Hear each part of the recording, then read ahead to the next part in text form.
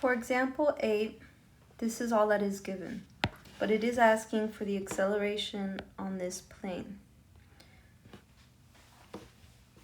On the solving problems video, it did not really address this question, but I think that's because we reviewed this many times.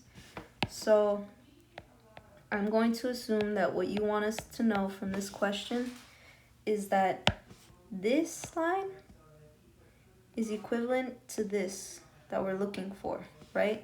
Acceleration parallel.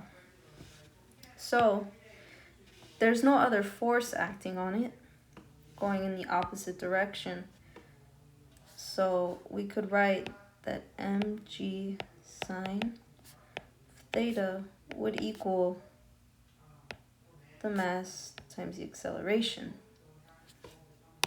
because it's not giving us a friction force, it's not giving us anything. So to find A, we could say mg sine theta divided by m could be a valid equation.